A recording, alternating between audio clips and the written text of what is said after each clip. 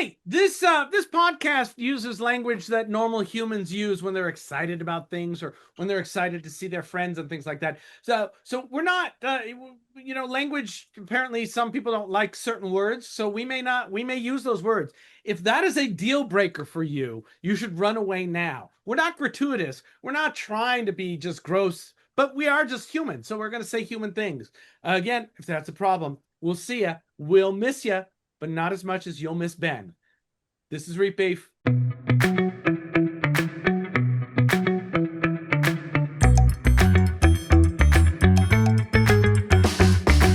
My name is Richard. My name is Ben Johnson. And together we are Reef Beef. We have 1,000 years of reef keeping experience between us, and we talk about reef stuff and we talk to reef people. That's what this show is. And on today's show, we're going to talk to the majestic John Robbins. If you don't know John Robbins, you will after this show. John is a maintenance person and an all-around fantastic reefer and smart freaking guy. Welcome to the show, Reef Beef, which is sponsored by saltwaterquarium.com Champion Lighting and Supply, and powered by PolypLab, and also brought to you now by Aquatic Collection. And thank you for all your sport beefers. This is Reef Beef. This is so exciting. I mean, look, Ben, you know this, and I know this. Do I? Well, there's lots of people we want to have on Reef Beef, right? Yeah. Our list of guests is huge, and then scheduling is just a whole nightmare, especially with people with executive function issues. So John Robbins is somebody we've wanted to have on the show for a long time. So I'm very excited to have him on.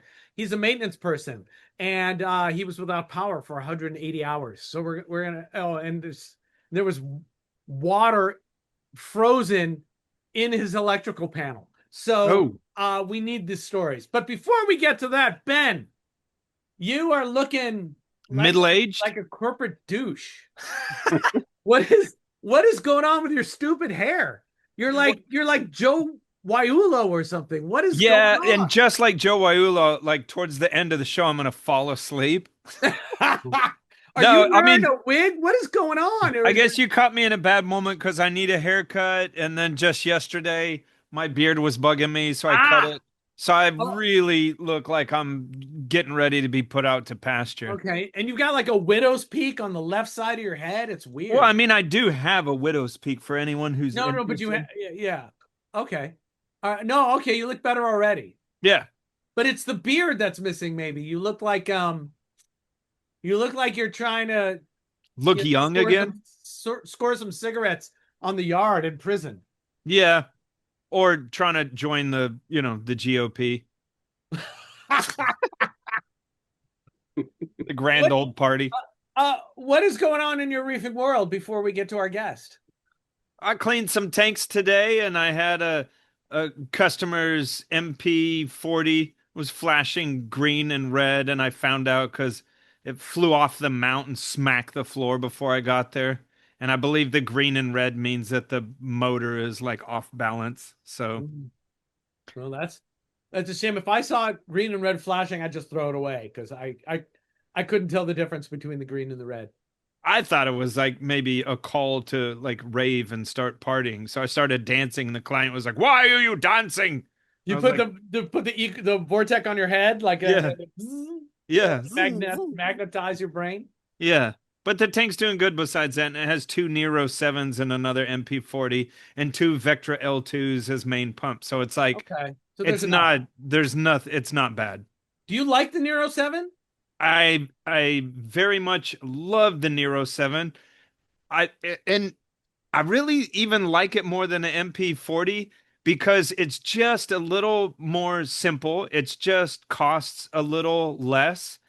And even though, you and I talk and you say, I'm a lazy. Now, I'm sort of a lazy, but I'm forced to not be a lazy because people are throwing money at me to do this. So I have to do it. And, I get a little lazy about cleaning circulation pumps, and MP40s really get bitchy if you don't keep them a little clean. Yeah. And man, the Neros just seem to, I guess it's how they're made or however, but it's just, they're robust. They cost less. They do the same damn thing, more or less. I'm sorry, I dropped something. I ask, oh God, come to me, my child. I very much like them. I like Okay, them I as well. asked because I have one on order. Um, because on one side of my tank, the exposed side, if my tank was a peninsula, um, That's my favorite word. would be on that side. And it started with a vortex there, but I didn't like the wall wart, the bump on the side of the tank. So I switched to a wave pump, which has just got a flat magnet, which is great. But the wave pump is like a 4 or 5 inch long pump. And right under the wave pump, I'd like to get some more light, and the pump is blocking the light. A Nero 7 is extremely low profile, even So on the puck that sits on the other side. That's yeah, all. so one is coming, and when I get back from my trip, I'll try that. I'm using the puck style pumps all over the place now. Um, they're kind of great. It's sort of crazy because I'm not, I'll just be frank. I'm not a giant fan of all AI products, but their Nero pumps are one of my favorite Yeah. things that they make. Oh, cool. I'm looking forward to playing with one. Yep. I'm prepping to go away for a couple weeks. We have a friend in the Olympics, so when that happens, you go to the Olympics. Oh, that's cool. Even though I don't, yeah, it's a whole thing, but it's great. It'll be fun. It's good for my brains. That's in Uh, Italy? it's in Italy, so we're going to go to Sweden first and try to see the Northern Lights. Oh, I feel so sorry for you, But Richard. I think we'll just see clouds. Um, and then we go to the Olympics. So I am now trying to get everything ready to go and trying to adhere to my don't do anything for a week out. And there's just been thing after thing that I've had to do. We leave, in 3 days, 4 days, and there's just constantly been things that I have to deal with. I think we're at a good point now. I'm at a good point, so I can just watch everything the next few days and make sure it's going. So, That'd be funny if we recorded. while I was in Italy, Yeah. oh, we could probably do that because They have strong internet. there will be a lot of downtime. Oh, okay. It's the Olympics, and we have tickets to 4 events, Oh. and then it's cold outside. Do you have to buy tickets for each individual thing? Yeah, it's a whole thing. But because my wife is a skater and involved with figure skating, I don't have to do any of that. She does that. Yeah. Man, I really look like a middle-aged man. Okay. Saltwateraquarium.com. Saltwateraquarium.com. John, You watch the show, right? Yeah, So, how many locations does Saltwater Aquarium have across the continental United States in order to get packages to you? I believe they have three. It is 3, and I like the way you do 3. This Yeah. many.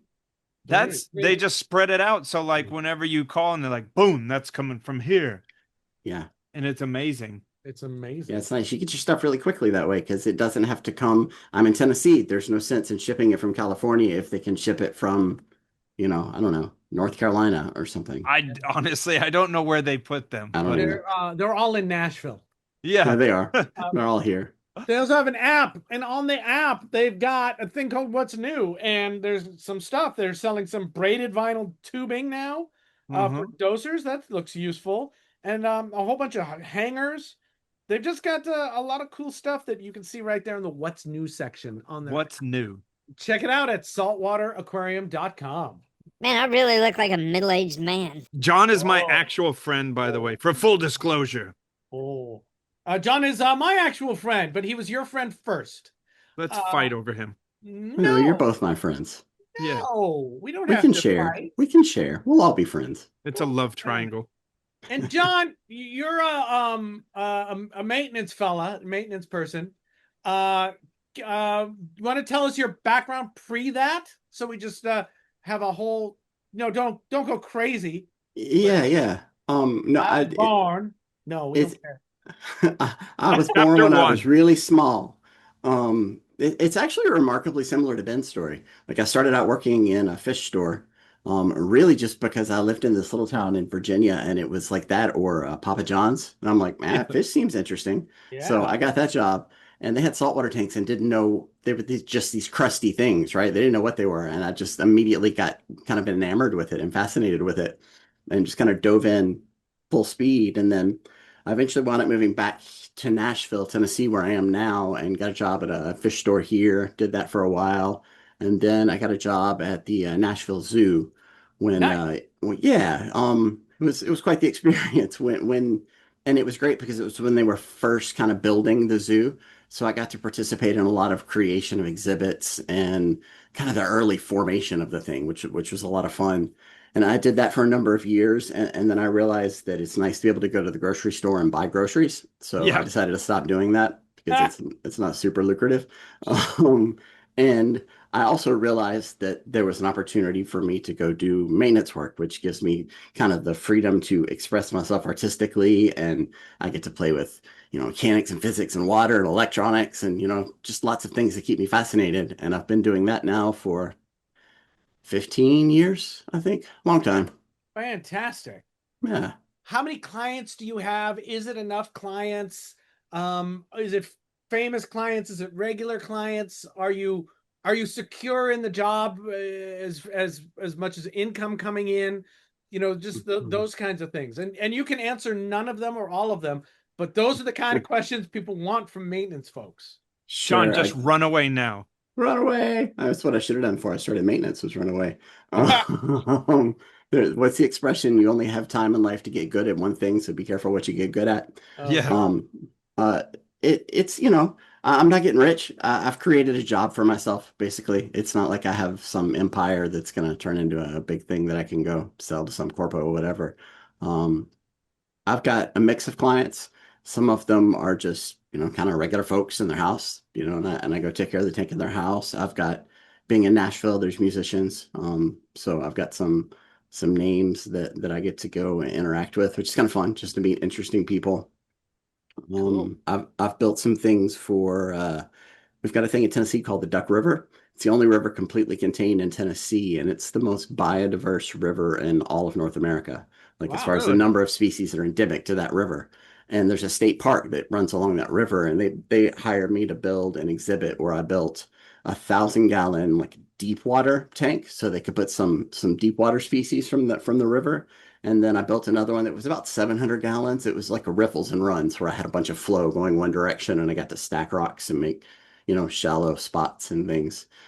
So I've done things like that for parks, and those are my fun ones. I love the educational ones because it's an opportunity to kind of turn somebody on to something that I think is fascinating. And I think if people know more about it, they're more likely to make decisions that protect it.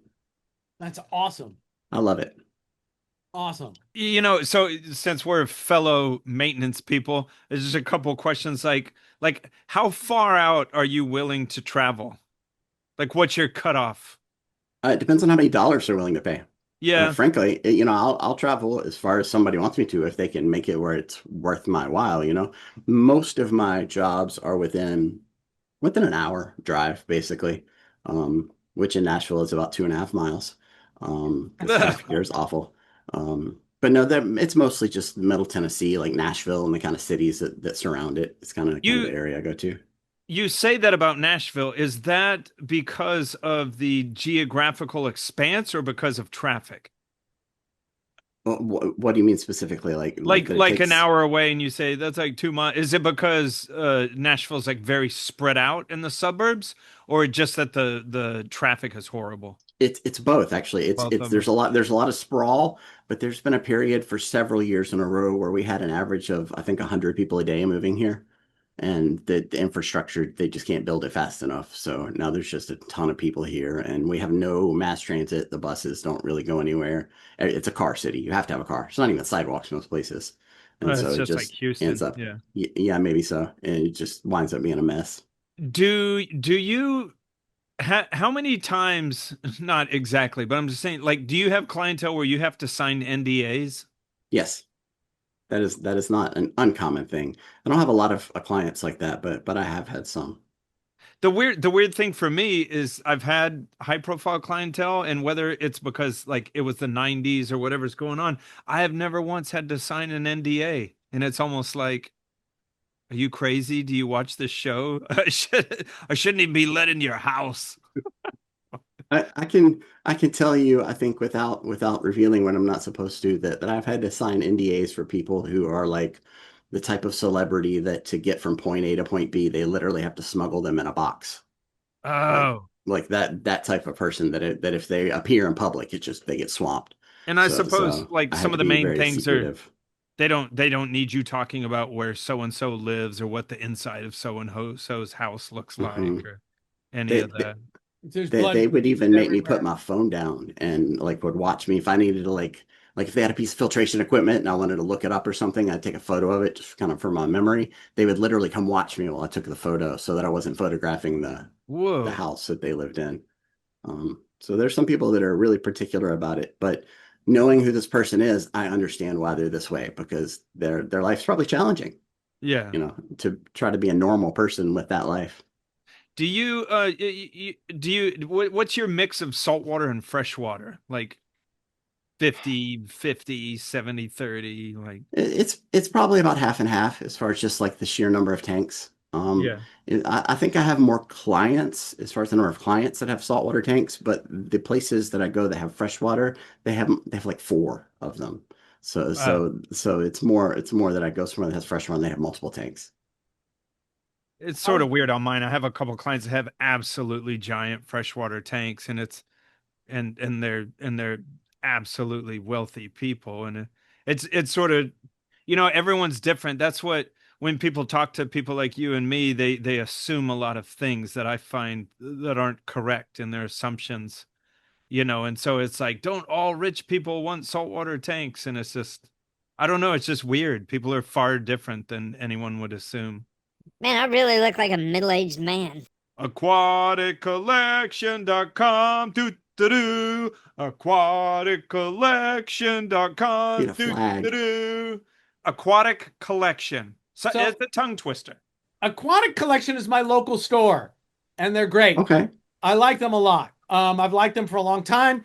They don't make decisions off the cuff. They think everything through before they expand. And they've been thinking a long time about selling online. And they've snuck at it for like years. Does it work? Should we do it? Is it something we want to, do we have the staff to be able to? What do we need to do to make this go? And they finally decided they're set up to go and to do it. And they've got a whole bunch of fish, the high-end fish, and you get them from them. And they're great, man. I mean, that's the store I go to get my stuff. So now you can get the stuff I would get before me. You can buy it before I can get it. And they're doing stuff to make it better, but the main, to make it easier for everyone. But the main thing is what they want you to know right now is they exist, and you can get awesome corals and awesome fish from aquaticcollection.com. And where they exist is aquaticcollection.com. That's right. So check them out. Man, I really look like a middle-aged man. So Ben has got tanks at the house. Hmm. He's got no displays except for one pretend display that he has. But he holds animals for clients and stuff. Do you do the same thing? Do you have your own tank? This is clearly a lead into the disaster from last week. Segue. I have the the building that I live in, the top floor is our residence, and then this upstairs where I am is kind of like office space. But in the bottom, there's a 1,000 square foot space that's kind of built into the side of a hill, and so I was able to section off a large part of that and just basically make a fish room. And so in there, I've got two bigger systems that are three, I want to say they're 60-gallon tanks tied together with the sump, and then another one's the same thing but two. And then I've got a 90-gallon, and I've got about eight 20-gallons that I use for like holding fish or quarantine or whatever. So I've got a fair amount of stuff, but I don't have, like this is my display tank because frankly, I think it's kind of like when we bought this place, the painting was awful, and the previous owner was a painter, and I'm like, oh, that makes sense. He don't want to come home and paint, right? Yeah. So I don't even have a display. I haven't had one in a long time. I get it. You've got displays all across Nashville, so you're fine. Yep. Okay, so you've got a considerable amount of stuff at home. Now, a week and a half ago now, or is it 2 weeks now? We hear on the news that we're getting a polar vortex coming down, and it's going to affect everyone in the country except me and Joe Cap. And, well, no, it affected Chris already at ACI. They got really, really cold. So, yeah. but this was like No, it's going to be cold because the jet stream's shutting down. So the lobes of the polar cycle actually are not kept in place by the wind. So they drop down. And that's what they've done, dropped all the way down across North America. And you're smack in the middle of it. And you're in Nashville. Does it normally get cold in Nashville?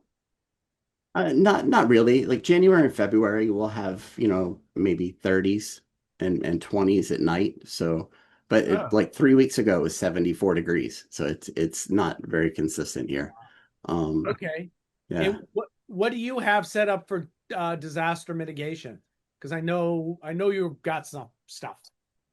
I have to be able to power stuff. I've got it's technically a dual fuel, but I just run the propane. So I've got a propane generator, and I've got about 1,000 amp hours of 12-volt batteries that I can use, and I've got about 350 pounds of propane, so I can run the generator for quite a while. My biggest challenge is that the generator is not that big, so I have to really restrict what I can run on it. But it serves its purpose. And you had all that before the issue. Mm-hmm. Okay. And how before the snowpocalypse, what how long did you feel? Well, no, yeah, how long did you even think about how long it would be? Because that's a lot of propane. And all you need to do is get more propane to keep going. So what was your kind of timeline in your head? Well, I didn't know it. I'd never actually burned through all that propane to see how long it would last. I kind of did some basic kind of math and asked some internet questions to get a general idea of how long it might last. So it was more like just get as much as I can and practically keep here. Okay. And the reason I like the propane is it never goes bad. It's not like gasoline where it kind of sours or spoils or whatever over time. So I just get it and I have it, and I just kind of kept it till I needed it. But for most generators, it that is very true. It's way more stable than gasoline, but it'll make your generator, it lessens the capacity of the generator too, though. Yeah. It But does. I looked into that and it was like, oh, I would so much rather have less capacity Than than a bunch have to of clean a bad. carburetor. Yeah. Mhm. And I ended up just getting two smaller generators to kind of deal with what you were saying, that you don't, I think of aquariums need its own power, and then the house needs its own power because we don't have enough space for me to have 500 gallons of protein, 250 gallons of propane, and it's just not that easy. We don't have that much space. Yeah. But besides that, what happened? It got cold, and what happened? Is that It actually got, that was the thing, is it got warm and then it quickly got cold. So wow? we had, I think they call it inversion. Maybe Mhm. somebody understands this better and will comment about it or something. But I think basically what happened is we had some cold air come in and some warm air on top of it that had a lot of moisture in it, and then that passed through as rain through the cold, and it kind of gets in this weird state where I think technically it might be below 32 degrees, and then it hits the ground and just freezes instantly. So it's just freezing rain. So we had a little bit of snow, and then we had several inches, I'd say, of sleet. So it was like a big slushy outside. And then it got stupid cold and started raining, and then all of everything turned into ice. So we had, like, on power lines, like if the power line was normally the size of your finger, the diameter was probably double that by the time the ice was on it. And that just rips power lines off of poles. We had trees explode, where the moisture inside the tree expanded so quickly that the trunk just popped. And then just the weight of the ice on trees pulls them down. So there are trees down everywhere. And the power went out, right? Mhm. And you went, I'm ready. Mhm. And how did that go?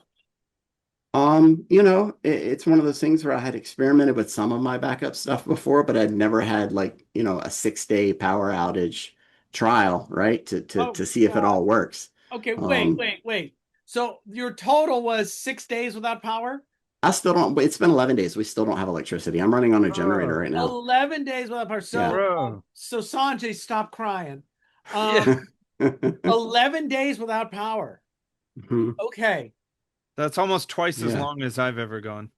It's a record for me too. We technically in the electric service was turned back on to our building.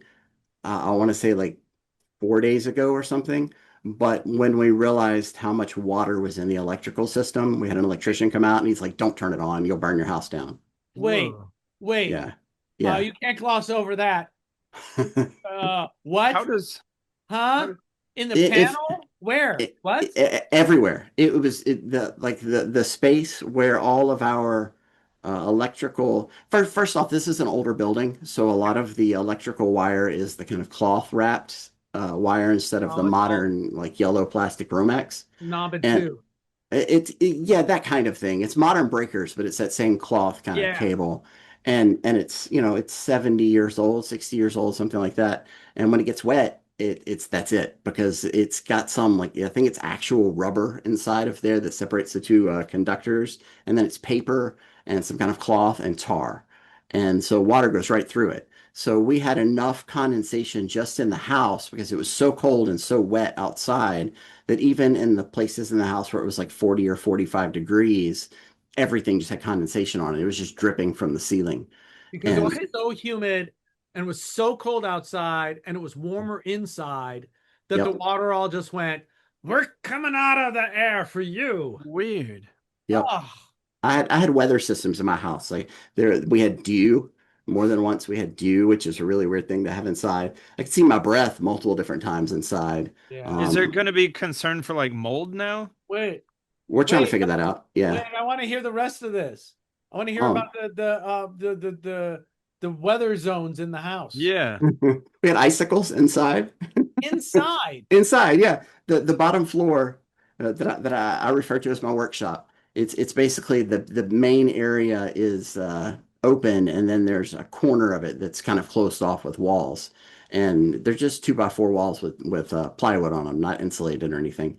But fortunately, that was enough to keep it warmer in there. But outside of that, I started getting condensation or moisture that would start to drip from wherever, and I was getting little stalactites of ice coming down off of the ceiling in places in that bottom floor, which is a So, very odd thing to see inside your house. wow. How there was water in the breaker box? Yeah, when I realized they were in our neighborhood restoring power, I went down there and my thought was I'll turn the main breaker off so we don't get a power surge when they're turning it back on, right? Yeah. And so I go down there and I check the breaker and like the main one had water droplets all over it. I was like, that's certainly not Whoa. good. I So wouldn't even know how to touch it. well, the power, I was just like, it was one of those moments where I'm praying they don't turn it on while I'm doing it. So it's like real quick, you just like ninja style, flick it Yeah. off. So it just turned that off. And yeah, we had an electrician come out. He opened the panel, and there's He's there's like moisture in there he and was like, corrosion nope. on things that shouldn't have corrosion, and it's a mess. So did they you're just leaving it off or did they disconnect already?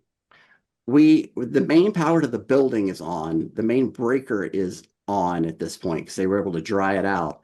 And then our saving grace is that we had a separate sub panel that supplied our main HVAC and also our dehumidifier. Hmm. So I was really grateful that I was able to turn those back on because the electrician was able to look at it and see that it was all, like the modern yellow Romex and then it was dry and that circuit was safe. He was able to like quickly assess that one. So I was able to Okay. click that back on and we were able to click another one on in that same sub panel that gave us our refrigerator and an outlets in the kitchen. Okay. So we have some amount of power, and then the generator is almost exclusively just to keep the aquariums going. And you filled the propane once already? hmm When do you think you'll have to do that again? I don't know. I didn't have when I first started. One of the flaws in my system is I didn't have an easy way to monitor how much propane I actually had. There's no easy Because way, right? you can't. Well, I actually found this device that you can put on the bottom of the cylinder that sends some kind of like ultrasonic wave up into the cylinder and can tell Wow. you the depth of the propane. So if you put Huh. it on there when it's full, you can see how many inches of propane are in there, and then you can kind of watch it and monitor it down. So that's what I'm doing now, so I can kind of keep up with how much I have, which is great. Because a lot of places you go to get a big tank like that filled, Some places will sell it to you kind of like gas at the gas station. You can buy a half a gallon or whatever. The place I was able to get to, it was just X number of dollars to fill the tank. So I don't know. They may have put half a tank in there and they may have put 9/10 of a tank in there. I don't know. I was just like, full, please. Did I Um, see that you experienced something that it was so cold, like that the pressure wasn't acting right? Yeah, propane does weird things at low temperatures. It's if you don't have like I can't run the generator when it's cold off the 20-pound cylinders like you use on your grill because there's not enough surface area on the liquid propane inside the tank for it to vaporize when it's that cold, vaporize sufficiently to have enough pressure to run whatever generator or whatever so it stalls out. But the benefit in having the 100-pound tanks is they're tied together. So not only are they slightly bigger diameter tanks, but there's two of them and they're tied together. So overall, I have a lot more surface area, so I Uh, If can you get tied, more of the gas. if you tied 220 pounds, would that work as well? Yeah, it's a surface area thing, right? Yeah, it's a Not a surface area. So volume. probably, yeah, So if probably it's would. super cold, but wait, you had another problem. So if you kept your cylinder warm, there Hmm. would be no problem. Is that true? Sort of. You also have to, the thing that I found that froze up on me, the only time I had the generator stall out was when the regulator froze because you have to be careful. You can't wrap a regulator because it's got a little hole in it to maintain the pressure, right? And if you Right. wrap it, you're basically just making like a Molotov cocktail, right? Like a rag with a bunch of propane in it or something, which I didn't want. So I wound up taking a milk jug and cutting the bottom of it off and running the cord through the mouth of the milk jug and putting the regulator inside the jug itself, and then wrapping that in towels and bubble wrap to give some huh. amount of air in there. And I was just allowing, just like a puffy coat, right? It insulates you because of the air that's in it. So I was trying to keep that air in there, and that stopped the freezing. But that was something I learned is the regulator will freeze on you when it gets to be because it was like 5 degrees one night. Huh. Oh my God. Wow. Hmm. So you got your generator and day one goes by and day two goes by, and then you start thinking about propane. How was the rest of the city? Um, Shut down basically. But It took us 4 days, I think, 5 days, something like that, to be able even to get out of our house. My truck, there was enough ice that had built up around the wheels that I mean, there was probably 2 inches, 3 inches of ice around the wheels. I probably could have put it in four-wheel drive and gunned it and gotten out, but I also probably would have slid sideways into my wife's car or something. So Uh, I was pretty well stuck. like sort of frozen to the ground. Yeah, basically frozen to the ground like everything was. They officially, I think they said it was like a half an inch of ice or something, but they're literally measuring like some scientific way of how much ice froze in the ground. But in practicality, there was more like 4 inches, 5 inches of frozen slush, ice, whatever. You know, right. the other thing is assuming you could get in your truck and go somewhere. You're also assuming that the people that run the propane place are able to Hmm. get to where they're at, Yeah.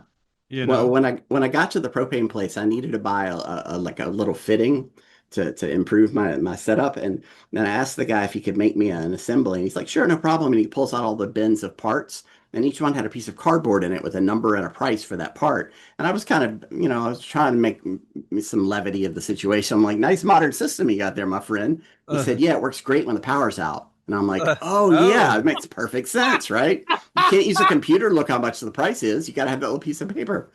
So see. fortunately, they were open, and I was able to get there and You get were my able to get tanks propane refilled. in the part, and no Yeah, problem. Was there a line to get propane? Was people trying to get? yeah, It was yeah. crazy. There was a line, and the place was covered with ice, so it was difficult to even get the tank from my truck down to where they could Oh fill my it, and God. it was interesting. 'Cause I got 20 pounders, Hmm. and I've also got 5 gallons of the magic ethanol that you can Hmm. put into a generator that won't gum up your carburetor. Okay. Um, I've got like 3 or 4 20 pounders. Two of them we've used for like, a fire pit or Hmm. and then I got two more. I don't want 100 pound because there's nowhere around me that will fill that. Yeah. Or actually, most places here swap them out. I don't even know where the closest. But I do want to get a couple 40 pounds so I can go to sleep at night and not worry. But I Yeah. love your idea of a manifold Mhm. putting them all on one manifold. So I'll have to look into that and look into your ultrasonic measurer. Yeah, the guy at the propane place actually turned me on to it because I asked him, um, because one of the ways you can tell how much propane you have is to weigh the tank, right? Right. And so I asked him when he popped it up on his machine and started filling. I said, "Did you happen to notice how full it was when you started?" He said, "No, I'm just filling the thing, and I get it. There's a line, right? He's just trying to do his job." And I said, Yeah. how can I tell?" And he's the one who told me, "Just go on Amazon, find this magnetic thing, and you put a little bit of grease on it and slap it on the bottom of the tank, and then you get a little app on your phone, and it tells you how many inches of propane you Huh. have." How much is it? I think it was like $60, $70. So we'll have Not to not get too that. awful. If you would be so kind as to, if you can remember, if you have time, you don't have to do anything though, because you're without power. But we'll want that link Sure. to put it on because that's the main problem with propane is you don't know how much you've got. I'm Yeah, assuming your holding systems took a bad hit. Good question. actually, I was really fortunate. I don't know that I lost anything yet. No My way. biggest challenge right now is the limited amount of power that I can produce is enough to run the heaters, which has been the big thing because, as you all know, heaters take a lot of power, right? Oh, Yeah. And so I have, I want to say, six 300-watt heaters, maybe seven. So that alone takes a big chunk of my generator, and then I have two Vectra L2s that run the bigger systems, and then one of the CJ similar style pumps that runs the 90. So I had those three circulation pumps and the heaters going, and that was it. So the animals that are relying on light seem like they're okay. Fortunately, it's mostly like different leather corals and things like that that are kind of tough. Um, so I've been given little doses of light, and that's been okay. But so far, I don't think I've lost anything. All the urchins and snails and fish and What was they're all your swimming around. what was your MO when it started? I mean, I guess you just told us, right? Some circulation and some heaters, and that's it. Hmm. Can you? At first, I made a mistake right off the bat. I made a mistake that I learned from, and it's one of those things that like in the moment when things are going wrong, I think maybe this is a universal thing. Maybe it's just my brain, but I knew the right thing to do. But then I started second guessing myself. Like, is this the right thing to do? And so I understood that if my water was already warm and I left the heaters on or immediately got the generator going, that it would take less energy to maintain that warmth than it would if I let them cool and then turn the heaters on, right? But Oh, I think part of me was thinking it'll be off for a few hours, it'll be fine. So I waited like 8 or 10 hours before I turned the generator on. I was kind of watching the temperature, and once it got to 70, I was like, okay, generator on at this point to get the heaters going. But I think that was less than ideal. I would have been better off just right away turning the generator on, so you keeping the kept it warmth. at you kept it at 70? That is the lowest that I saw it get to. Oh, okay. What would you have Yeah. preferred it to be at? Most of the sinks are usually 76, something like that, 76, 77. Wow. So, yeah, it's a little bit Uh, colder. because my brain can't help but problem solve. Mhm. Are you running a extension cords from from the outlets that do work now in your house? No, we're mostly operating off batteries.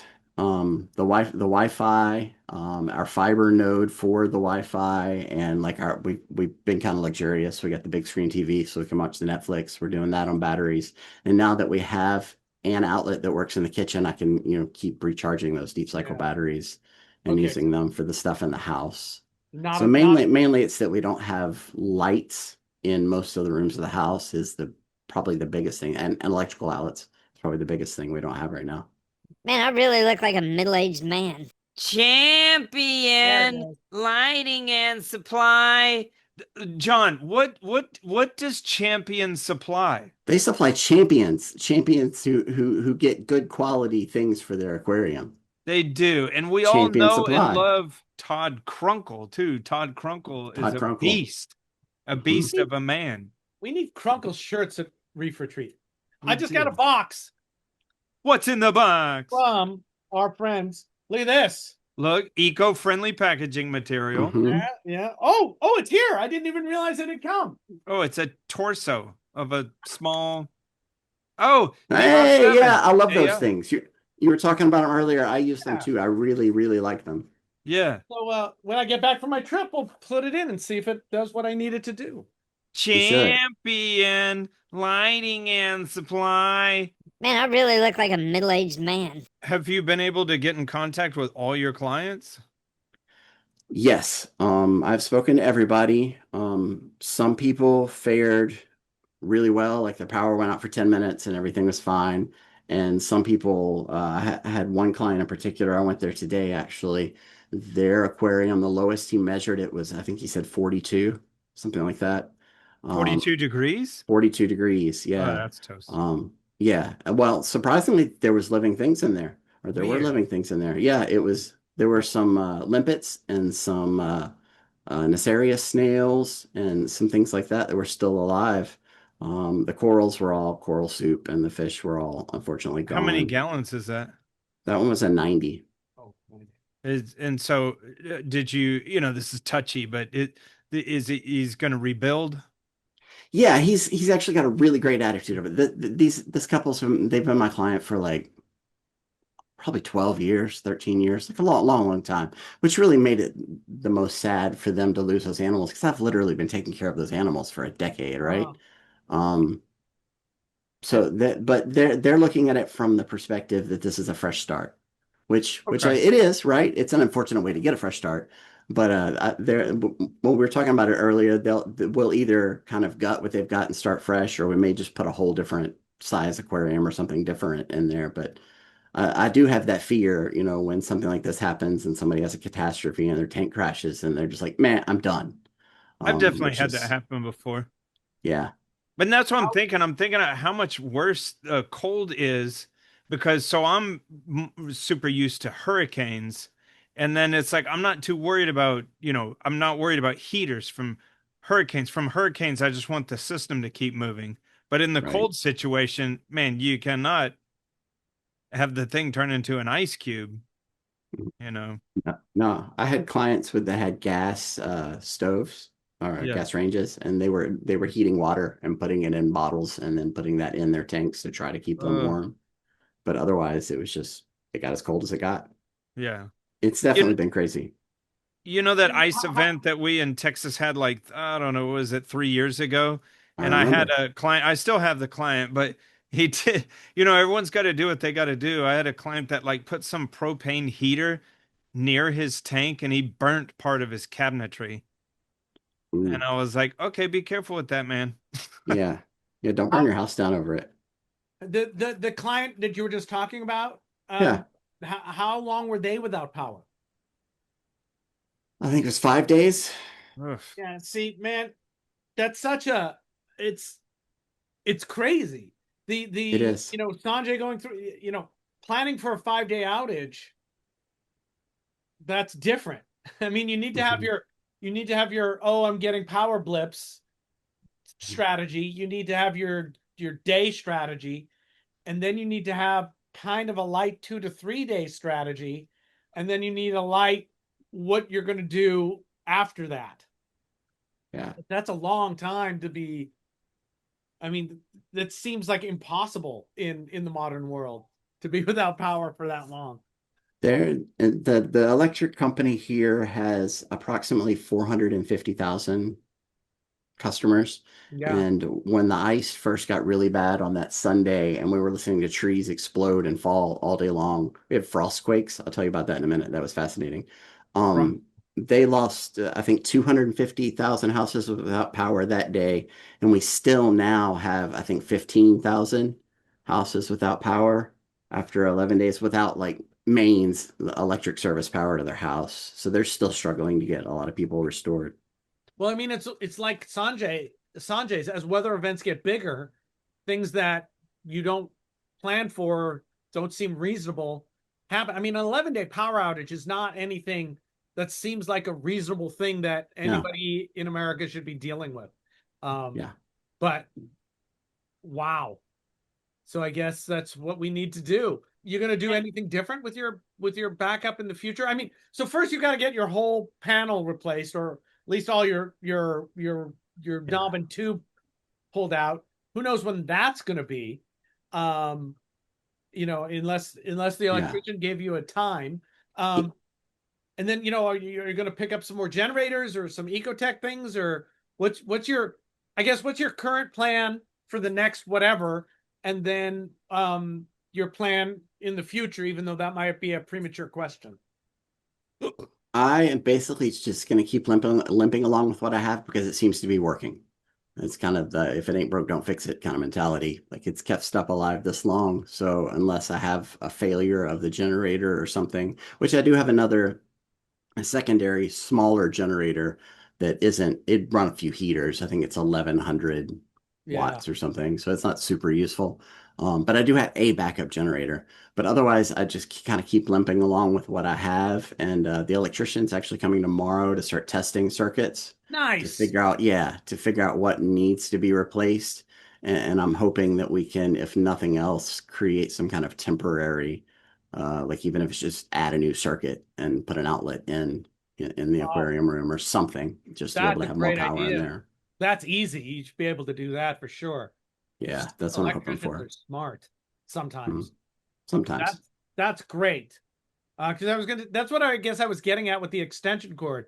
Can you put an extension cord in the kitchen and run it down to your fish room to get for lights or something in the middle of the night while you guys are sleeping? It trips a breaker. It's a 15 amp circuit, and it would mean no refrigerator. Yeah, I gotcha. So just put your food outside.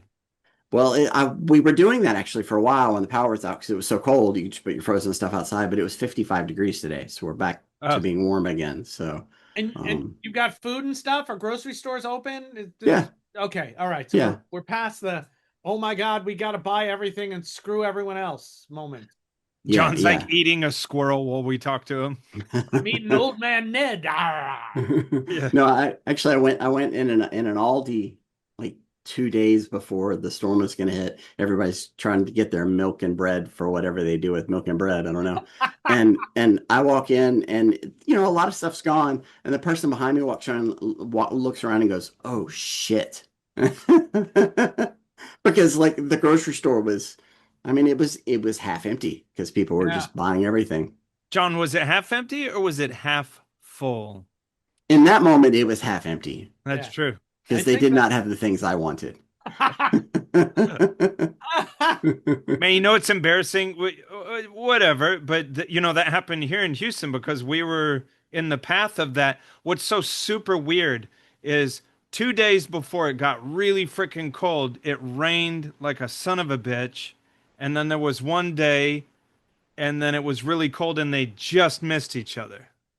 And so we had supermarkets everywhere, all throughout Houston, that were bare, like you're saying, it's like toilet paper, beer, bread, and milk. Damn, weatherman, you lied to us. No, you and Richard and I talked about that because I was like sort of rolling my eyes because then you get the people like, why did they do that? And it's like, bro, be happy it didn't happen. Be happy nothing happened. Right? What do you want? Were you just ready to bitch about anything? We dodged a bullet. Yeah. Get pissed off because things went well. And then I guess that part of that same system is what traveled through us and went over to you. Yeah. And we were right at the sweet spot. Like all the things converged right over Middle Tennessee, like maybe 30, 40 miles, not far at all, southeast of us. It was just rain. And then a little bit further north of us, it was snow. So we were just right in that perfect place where the warm air and the cold air mixed and blam up. I always wonder about like fish stores, like, because they can get annihilated. Yeah. I wonder, maybe you don't talk to them, but I wonder if some fish stores like lost their. There's two fish stores in town that I interact with. One of them was fine. They never lost power. Everything was perfectly normal there.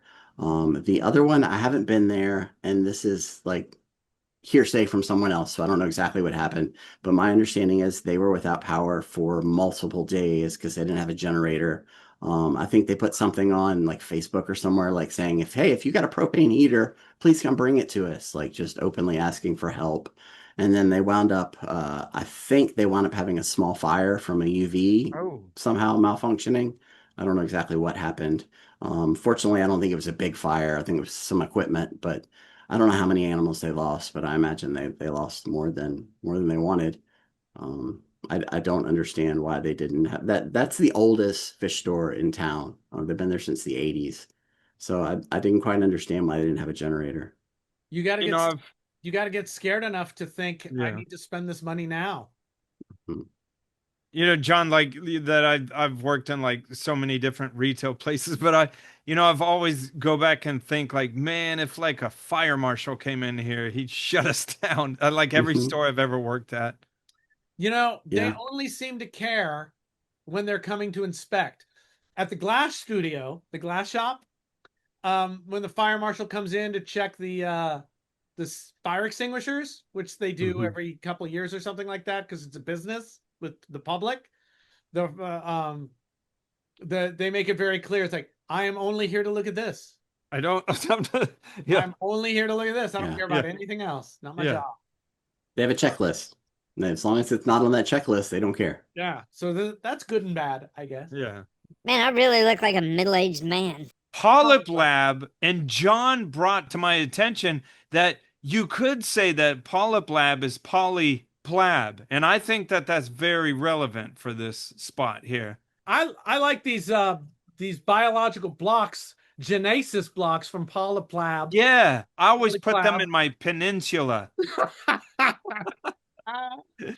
No, man, we PolypLab. love PolypLab, and they have like the Genesis blocks, like Richard was saying. I put them in my cereal. And Yum. also like the little gel filters to put on your camera. So when you're like, look at my reef tank, and it's like, I can't see anything. It's all blue. And you're like, I put this filter on there and it filters out the blue lights. Yeah. Plus, Phil is awesome. What do you think, John? Sometimes you don't want a plab, and sometimes you don't want a monoplab. Yeah. You just need a polyplab. A PolypLab. And so polyplab, they just send you the power of the polyplab. Yeah. And that's why this show is powered by PolypLab. Man, I really look like a middle-aged man. What do you have any advice so far? I mean, we got in 2 months or so. I want to check back, see where you're at. But any advice about disaster mitigation that people might not have that you want to share? I don't care about people right now. It's all Well, about this kind of leads to me having a beef. Okay. Here's my beef. We'll do your beef. So I have clients that have spent $30,000 on an aquarium system, have spent thousands of dollars on fish and coral, and then for whatever reason they don't spend $700, $800 on a generator to protect that $40,000 worth of investment. That makes no sense to me. I don't understand that at all. Every client that hires me to build a system for them, one of the things that I kind of from the beginning when we're kind of designing, I'm like, okay, so you're going to have a generator, right? And we kind of get that out front. Like you need to have that. And I think humans have this kind of inherent thing where they're like, it won't happen to me. It happens to the other guy. It won't happen to me. And I think it prevents people from having a generator or having batteries or even having a plan. And I don't understand. You have living things that you've taken responsibility for, and you've invested a lot of money in it and a lot of time, and they're paying me regularly to come and take care of it. And for whatever reason, they choose not to get a small generator. And I don't understand that thinking. It's Does the unfortunate. Nashville area experience very many disasters, environmental disaster, power disasters, We storms? have a lot of tornadoes. We Okay. have, I think by the numbers, we have more tornadoes than like the places like Kansas that you might think of that have Tornado tornadoes. Alley. Yeah, it shifted to you. Yeah, yeah. We don't have the big giant ones like you see in the movies that are going across the plains or whatever because it's so hilly here. They kind Yeah. of jump and skip around, but we have lots of tornadoes. And then every so often we'll just have ice like this. But it's been 30 years since we've had ice like this here. This is a pretty With uncommon extreme. I'll say this that looking into generators and batteries and things for the last 3 or 4 years, Mhm. it's all gotten so much better. mhm. I had a generator that was out there for 8 years that I never looked at and knew it was like, why is this here? Why did I buy this? Because it was like, no, I'm not running it every 6 months or 3 months. I'm not, it's just, and and it's big and it's going to be loud and it's just going to be, you know, all the people in the rating in the neighborhood are going to hear it and they're going to come eat me. But the new stuff is like, you know, push to start. There's all there and the tri-fuel or the dual fuel are, you know, a game changer, I think, in the way a generator works. Because all you have to do is put oil in it, which you have to do, which, oh my God, I can't believe they don't put oil in the boxes for generators. It's right. Because I experienced that. It's like a chainsaw for a you know, a DeWalt on a pole little chainsaw. Why don't they put cutting oil in the box? Yeah. If I'm buying a freaking DeWalt chainsaw, little one, I don't know it needs freaking oil. Put it in the box. Okay. That's another beat. Hey, you know, you mentioned DeWalt, and not to plug any particular brand because a lot of companies make these things. Yeah. But this is how I've been keeping like phones and headlamps charged. It's just like a DeWalt battery for a drill and then a little adapter that goes on it that you can put USB or a 12 volt. It drops it down from 20 volts to 12 volts, like a 12 volt battery. I'm a Milwaukee person, and they make Milwaukee ones. Mine. It does that too? Okay. Yeah, they have Milwaukee ones. Never thought of that. Yeah. It's funny that what's freaked me out is like I don't know, like I hadn't bought a battery for a power tool in a while, but and this has been the case for the last couple of years. But I went and looked at the batteries for the Milwaukee, and it's not just Milwaukee; it's all batteries. But I was like, holy crapatola, because the batteries cost more than the tools nowadays. Yeah, I bought something the other day and was like, whoa, that's expensive. It may have been like a sandwich. It was like it's $14 now instead of $8. It was like, what? Yeah, what's in this sandwich? $14. Battery, apparently. The batteries have gone up like nuts. But but they're great. So the generators have gotten more easy to use, more user friendly. You don't, you know, the idea that it used to be this vision that, you know, you had to be a grease monkey to keep the generator going. You got to nurse it, which was true. And now it's a little easier and a little cheaper. Well, it might not be cheaper, but it's definitely easier. And then we've got all the battery backup stuff that's coming out. And that market is changing so fast that I'm taking a break again. I was like looking at stuff. It's like, nope, you know, all the stuff I installed still works. I'd like more because I'm paranoid. And I'd like it to work better because I've only got a couple of days. But it's changing so fast, I don't even know what to do. That said, you need something now. And so the generators are affordable and good and quiet, and you don't need a giant one. Just know what you need. And the battery backup options are pretty great. You know, so my thought is that I charge the batteries during the day and let them do their gig at night. So get something so you have something. Man, I'm sorry, John, go ahead. No, sorry. It's you know, the batteries aren't cheap, right? But they've improved so much. The lithium iron phosphate batteries, you can drain them down to zero and it doesn't damage them, right? Because they've usually have some kind of battery management device in them that cuts them off when it hits some threshold. Yeah. So those are nice, and they're light. They're like 20 pounds for a 100 amp hour battery versus the sealed lead acid or whatever those are called. They're like 65 pounds.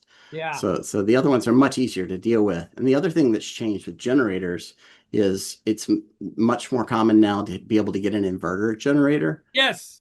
Which is great because you get a pure sine wave out of it. And since so much of our equipment on aquariums now, it's essentially computers, right? It's little digital chips or whatever. They need that clean sine wave to function better. You're less likely to have damage using an inverter generator. What happens with the dirty power generators? I just watched a video about this. I watched the whole video and went, wait, my generators are inverters. I'm good. Is that they give goofy power. And so it won't be 120 or 118. It'll drop down to 106. And that with some of your electronics can make them very unhappy and dead.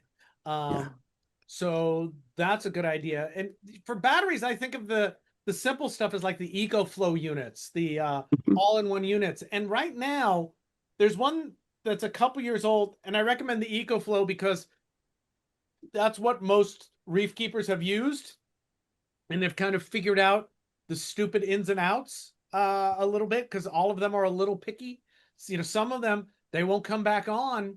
They won't turn the outlets back on after they're out of power. So even when power is restored, they just leave the outlets off, which is a safety feature for what they're made for, but exactly what you don't want to have happen for your aquarium. Right. But anyway, these don't do that. The EcoFlow River 2 Max has got like 2,000 watt hours, which is a lot. Most of them are about 1,000, and you can get it now for about $800. Sometimes you see it around $600. And that's the biggest one and the biggest bang for your buck that I've found. But you can get any smaller one for less money, and that will give you something. If you have nothing, man, I don't know, man. To go, I didn't spend $400, $500, $600 on some kind of power backup and watch my tank just croak. Would be hard for me.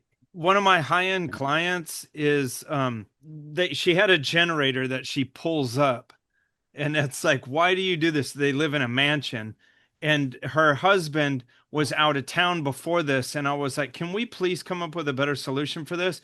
So I got in touch with her husband, and I was like, why do we not have like a Generac on a pad? Because they're loaded. And he's like, well, she has, you know, her garden in the back. She has extremely formal, very expensive garden that's like shapes and it's artsy. And he's like, that's why, because I thought it was a code thing that they weren't allowed to put it back there. And he's like, no, it's just because of her garden. And I was like, if that's the case, let's do a power wall. But I didn't know a lot about power walls. And I have on my daughter's softball team, there's one of the dads does like a home automation at a high level, all this expensive stuff. And I was like, man, can you give me some direction with power walls? And I was like, just for reference, these people are loaded. So like, don't hold back on whatever, like just whatever's going to work. And he turned me on to this company. It's called Rosewater. And so she's looking at that now and she's going to put this thing on her house. I don't know if she's going to pull the trigger on it, but it's $80,000. Yeah. There's a lot you need. So this is what happens when you start making these decisions about power. How much do you want to have, right? So I got my tanks bare minimum for 24 hours. I'm probably good, but everything else is off. So that's like, oh, I want to put this on power. I want to put this. And then you look, you go, okay, so I need a smart panel, right? So the panel, when there's a power outage, the panel goes, oh, I turn all of these off in a power outage. So we save power, right? I don't charge your car while the power's out. But and that adds up quick for that kind of control. But then you got to decide how many batteries you want, right? And the batteries, if you're going to do it on a mansion, you want it done. So yeah, I could see it. That's a lot of batteries and a lot of infrastructure to make sure it all works. It's weird that it's taken me to be the catalyst to get them and point them in the right direction, you know, in something that's not really in my wheelhouse, but whatever. They've only started to be a thing in the last 4 or 5 years. They've been. Oh, that's true. Before that, it's, you know, I mean, even 3 years ago when I built my thing, it was like, oh God, everything could explode because I've got to build stuff. I can't just get it off the shelf. This Rosewater thing looks like a rack, like a computer rack. Yeah. And so I'm sure it's all. So it's server rack batteries. There's other ways to go, but I don't know what their situation is. Server racks are great. They're big and give you a lot of power. Well, and because I told her, I was like, you should do this for your whole house. It's going to protect your aquarium, but don't even do like a Tesla Powerwall or like a 10,000 or 15,000. Don't do that just for the aquarium, because I felt like they were going to say, we're not going to spend $10,000-$15,000 on that just for the aquarium. I was like, do this for your house, because I've watched her during hurricanes, like go in. I don't know. It's just weird to me. Like, why are you filthy rich and you're just sitting in your dark house for 3 days? Like, here's a direction to go. Go do this thing. Yeah. Some people make irrational decisions. I had a client who was very, very wealthy, and they had a safe room, you know, like a panic room. Yeah. And they used it to store Christmas decorations. that was the house manager showed me in there one day, because the house is cool, full of these crazy cool, like a swimming pool that would rise up out of the floor. Just all this weird and kind of fascinating, you know, wealthy person things that they could buy. But yeah, their panic room is full of Christmas decorations, and I'm like, Oh, so what are you gonna? You just gonna eat like garland if you yeah. have to? You, I think it all goes back to the it won't happen to me. It'll happen to the other person and not me, and we just assume it's okay. But this is related but stupid, but this is our show, so Mhm. that's what it is. When I was a kid and learned about guns, I was like, the only way this is going to protect me is if I had it on me and loaded all the time. It was Which is always, dangerous. always within reach of me. Mhm. Always. I don't want to live my life like that. I'll forget. So I'm out. Yeah. Yeah. The protection from that. So I guess the same thing, but we're all complacent in that area. It's really weird that we're getting, we're getting a combination of big weather events and aging infrastructures. All of your power should be underground. You get too much ice. It just doesn't make any. It needs to be redone. Even that said, Sanjay's was redone, but his was all underground. But the municipality that feeds his municipality had trees take down their lines, so Mhm. their chain was broken. So it's just fascinating, but it certainly seems like reefers sleep better when you got something. I mean, right? We had the Eco Tech battery backup, right? When you Mhm. run your pump for 20 hours or whatever, that's it. Yeah. And Yeah. people were excited about that. And you can do so much more now. Well, and it doesn't have to be a super complicated thing. Like I, many years ago, got involved with it's basically an emergency response group where if we have infrastructure failure, I've got different radio and data transmission equipment that I can use to communicate, send emails, whatever, like off the grid, right? That I can just Yeah. function on batteries. And so if there's a situation where we lose massive infrastructure, then I get contacted and I set up my equipment at a location and I provide like a node to be able to connect Yeah. to other Point to point places, right? node. That's Yeah. Oh, great. And but getting into that taught me about 12-volt batteries. So it's like you can literally just buy a number of 12-volt batteries, put them in parallel, and then have a simple like inverter and plug stuff into that. Less efficient, but it works. Or you can take two 12-volt batteries and wire them such that you get 24 volts and then it powers your pump. It just takes finding the right fitting and some basic understanding of how the voltage works on a battery. It's not I think it maybe feels intimidating when you try to learn a new thing that you don't know much about, right? But Yeah. if you actually sit down and start looking at it, it's not super complicated to make a simple battery backup system just out of a bunch of batteries. Yeah. And now, um, 12 volts getting a little harder to find, but everything is using batteries. And 24 volts actually getting a little hard to find. They're kind of going to 48 with everything. But there's all kinds of batteries out there that, like golf cart batteries are filled with power. And they're all, the batteries now have like all the safety equipment you could want built into the battery. A lot of the Yeah. batteries have apps themselves now, right? So I want Mhm. to replace my batteries because my batteries don't talk to each other, and that would be helpful. But they still Right. do what they did, so I'm not going to replace them because that seems stupid. But the new stuff is not that expensive and easy to get. So yeah, it's even easier than what you're saying about building your own rack. You can do that even easier now with whatever voltage you Mhm. want. The hard part is figuring out how much you need. That's always going to be hard. How much Well, you you need? can't predict how long your power is going to be out, right? So Yeah, how do you, it's risk tolerance basically. Like, are you willing to risk that 3 days is enough coverage? Maybe you right. are, maybe you aren't. I don't know if there's a right or wrong answer, but I think I that's what feel it comes like down to. And uh, the new generators are like push button starts.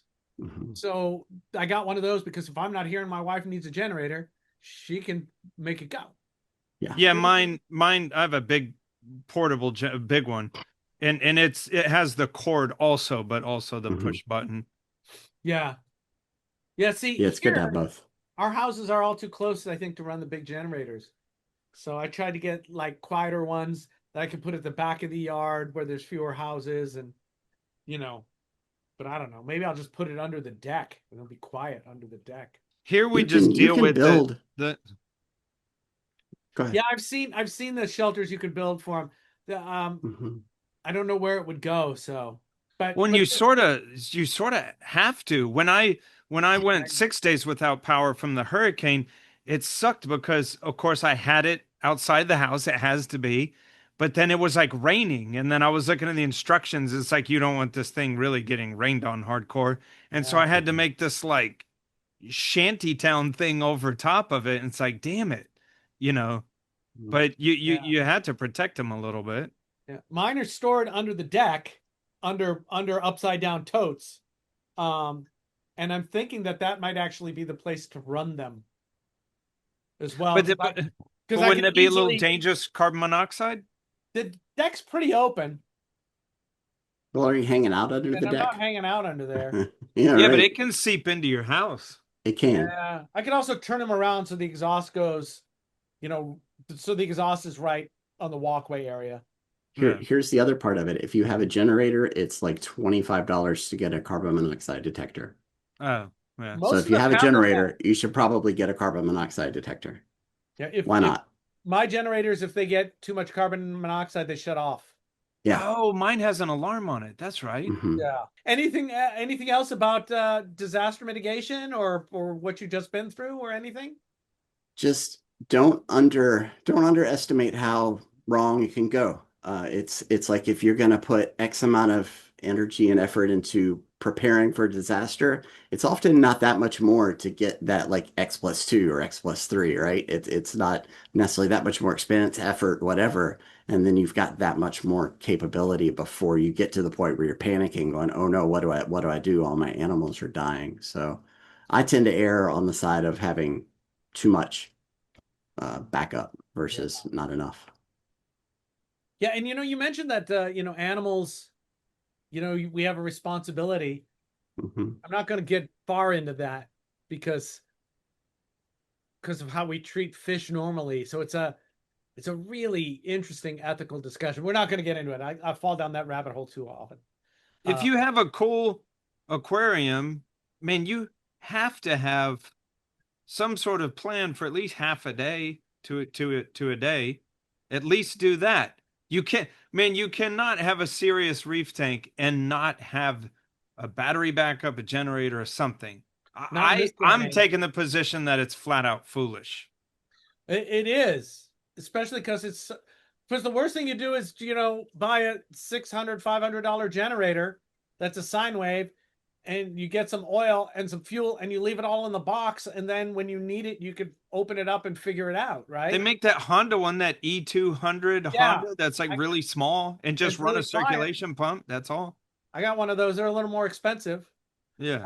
I got one of those in case I have to run it all night. Yeah. You can buy those that have been converted to propane too. Those Honda inverter generators. Oh, yeah. Yeah, they're companies that sell kits, and you can also just buy the Honda generator from them if they've already modified to run propane. Right. Don't the new Hondas? I got to look into that. That's a good point, because that's my backup though. So my backup.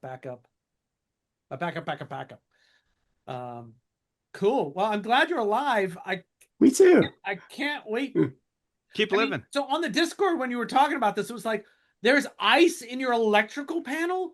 And I think all of us were like, "Oh my God," we didn't even know what to say to you. Don't touch it, John. Oh shit. John's smart, knows. So we were all just like, "Keep in there, John." Because like, I don't even know how to. What do you need from us? Nothing. You're just there. Oh God. It's just a lot of, honestly, it was a lot of nights where I would, I know you've got cats. You have a dog, don't you? Yeah. Ben, have you ever noticed how dogs can be asleep and they'll still open an eye, but they'll be snoring and they'll still open an eye and look at you, but they're still asleep? I think that's what I've done for most of these nights, listening for the generator. Like, just like, please don't stall, please don't stall. Right. Yeah. Oh my God. It's been an adventure, but I feel very fortunate at the end of it because so far all my animals have survived. We've been able to stay warm. We've had food, we've had shelter. The only thing that we don't have, honestly, that I really miss is I walk past my shower and a little tear comes out of my eye because I really want that hot shower. Oh. I miss that right now. So you have an electric water heater? I do not. Yeah, I do have an electric water heater. We don't have any gas. Natural gas, yeah. Oh shit. I just realized that our water heaters are. Oh, I'm sorry. In the last episode, I think we talked about that. I made my house heater, my furnace, able to run on battery. And I was just thinking, oh my God, wait, my water heater is now on-demand gas. I should have that. Oh wait, no, those already have plugs. I could just at my house, I could just unplug it, plug it into the generator, and we'll have hot water if the gas is still working. Nice. There, you can go all the way down this rabbit hole. Yeah, but that's another interesting conversation. Is depending where you live in the United States, you have different things. I'm hurricanes. John's probably like tornadoes. But man, I saw a news thing not too long ago that there was like some quakes, because you got quakes. Oh, we had like 5 quakes the other day. I was sitting on the couch and everything shook. I went, when they start to shake, everyone who's been through them before does this. Because you look at something that moves and you go, all right, either I'm going to sit here, I'm going to have to do something really soon. Yeah. And so you're making this judgment, and then it stops. When it stops, you go, okay, and you just go back to your thing. But man, if they decide to be cranky, it's a thing. And so my thinking with earthquakes was, for a long time, it was, well, if we have a quake, if it's big enough that I'm worried, about the tanks, I've got other worries. There's other shit going on. And I think, you got bigger problems. And I think that's a lie that we tell ourselves, because you could always be, you didn't have bigger problems. You just had tank problems. I mean, you had, living problems, but those were also kept going by the generator, right? In an earthquake, that could happen. It could be an earthquake that's bad enough somewhere else that we don't have gas or power, but we weren't hit that hard. Oh yeah. So that's why I think of like broken natural gas lines, and then that company would shut it all off. That's why our town has its own power company for some stupid reason. We were the first place in California ever to be powered. And when it grew bigger, we went, no, we're just going to keep our own power. So the city has got its own power. That's all renewable. That's where it comes from. But they also have huge propane gas generators they can fire up if there's a real problem. Probably bigger than 100-pound. Probably 120. But that's why here it's like I want to have solar, I want to have battery, and I want to have generators. So because I don't know what I'm going to need. Yeah, you have options that way. I've got solar. I've not hooked it up. It's there. I know how to make it work. If I needed to, I could get out there and scramble and get it together. But you mentioned earthquakes. Don't be that guy, John. I was going to tell you about frost quakes. Oh yeah. God. I don't know if either. I want to tell you something about solar. But go okay. Do this first. Frost quakes. I knew this was a thing. Like thunder snow. I knew that was a thing, right? And I experienced that one time, and I was like, "Oh, thunder snow!" But then we had frost quakes, and most of Middle Tennessee at some millennia ago was a shallow seabed, so it was basically a coral reef. So we've got in some places 2 inches of dirt, and there's just limestone. And so there's obviously fissures in that limestone, right? And when it gets really cold and then it gets warm and then it gets really cold again, the water seeps down in those cracks and then freezes. And it's just like if you imagine like somebody's trying to break a big piece of granite or something, they drill holes and put pegs in it and work their way down it, right? Until it just breaks in half. But the same thing was happening on massive scales in the ground here. Like people in Indiana were feeling the frost quakes that we were having here, just from ice cracking the limestone underneath us. All the rocks in Yosemite, they talk about that all the time. They split because of the same thing. The water pools somewhere, freezes, and makes a small hole. And then as it gets further and further, the crack gets spread because there's more leverage from the frozen water to push it. That's crazy. It is crazy. Awesome. Nature. Frostquake. I was going to tell you a simple solar thing. Yeah. So what I've done with my solar now is I've taken it and I've run it into an EcoFlow. Okay. Because that's super easy. The easiest thing. And then the EcoFlow does all the math about when it should use it, when it should not use it. you don't have, my big solar head isn't smart enough to do things like that. So I have these panels that are just sitting there in case there's an emergency. But now I've got that solar panel feeds into one of the EcoFlow devices that's doing work.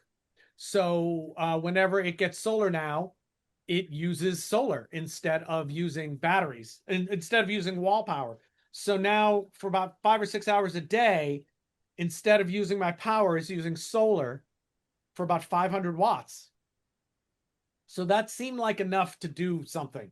I felt very good that I had it going and that I didn't have to do anything about it. If it's cloudy, I don't have to do anything. It will keep running. So my thought is, if you've got panels sitting somewhere, this is the easiest way to get them up and producing something for you. Do you still have to use like a charge controller, or do you literally plug the panels directly into the EcoFlow and it's got a charge controller in EcoFlows it? do it all. Okay. So they're a little more expensive than if you bought all the parts yourself. But man, boop. Did you get the one cable if it comes with it? Probably your solar panels came with it, but it's still a cheap cable. And it was literally, oh, now some programming and we're good to go. So now I feel really good that solar's actually doing something all the time when it can. Yeah, that's good. I've got my emergency panels too. I'm thinking of just throwing those up on the roof, or when I look at prices again, because it's changing so fast. Why not put every EcoFlow that's doing that kind of work on its own panel? That would, all of a sudden we're at 1,000 watts. Easy. So Yeah. maybe just that I always like the easiest way in. I mean, it's like if you can make something easy and it still works, well, Yeah. Why not? All right, I'm feeling like my beef is a tag on, but we're gonna tag it on. You know why? Because it's us. We'll probably forget about it if we don't do it. Yeah. So I'll do one beef and then we'll get out of here. So my beef is, I hate you taxonomists. And first of all, you fucked up ventralis. They're no longer the same Latin name, but you really screwed me. My email is based on the name of a cuttlefish, Sepia bendensis. It is no longer Sepia bendensis. Uh-oh. You motherfuckers. You changed it to Ascarosepium bendensi. It's time to change. No, So, maybe you don't change. I Your legacy. I understand the Ascarosapian. I'm okay with changing the genus. But to change bendensis to bendense, why? Why? And I blame you, Anthony Gill. You from Australia. I blame you. I don't blame Kai, because Kai is nice. But you, Anthony Gill. I had lunch with him once. It's on. We shall fight. We shall fight. He's a pseudochromis expert. I love Anthony. Tony. I love him so much. But that's my beef.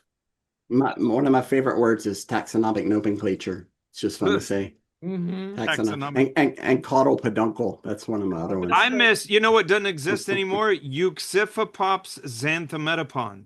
They got rid of Euxiphopops. I think that's pronounced peninsula. Penis shula. Penis shula. John, thank you so much for spending time in your cold house with us while you're still without power, and I hope everything goes well tomorrow.